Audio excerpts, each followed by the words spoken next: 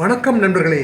இப்பொழுது வடக்கு பாகிஸ்தானில் ஹேபர் பக்துன்குவா, அதாவது கைபர் பக்துன்குவா ப்ராவின்ஸ் பெருமண்டில் பெருங்கானத்தில் மக்கள் பேசி வரும் இந்தஸ் கொகிஸ்தானி மொழியில் காணப்படும் சில தமிழ் சொற்களை பற்றி உங்களிடையே பகிர்ந்து கொள்ள எண்ணுகிறேன். இந்தஸ் கொகிஸ்தானி மொழியில் புட் எனப்படும் ஒரு சொல் காணப்படுகிறது. ஏ ஷால் ஃபார் விமன் என்ற பொருளில் PHUT. புட் எனப்படும் சொல்லானது ஒரு தூய தமிழ் சொன்னவர்களே. பட்டி எனப்படும் ஒரு தூய தமிழ் சொல்லானது அங்கே புட் என்று வழங்கப்பட்டு வருகிறது. பட்டி என்றால் கிளாத் என்பது பொருளாகும். உடைகளுக்கு, ஆடைகளுக்கு, துணிகளுக்கு இடப்படும் பொது பெயராகும்.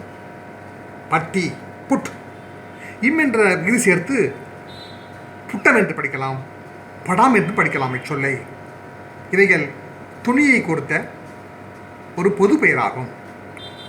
புட்டு எனப்படும் சொல்லில் பாத்தா போன்ற கன்சனன்ஸ் மீர்மை எழுத்துக்கள் காணப்படுகின்றன.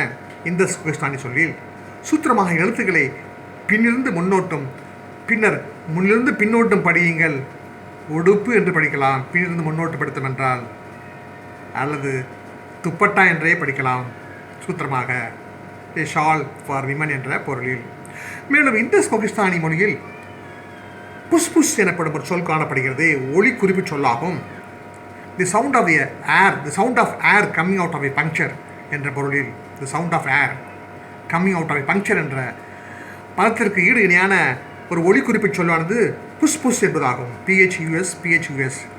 நாமும் ஒளி குறிப்பையே பயன்படுத்துகிறோம். புஷ் புஷ்னு காற்று வருகிறது அல்லவா என்று கூறுகிறோம் அல்லவா. The Tamil word for a shawl is patti, padam, puttam, udupu, dupatta.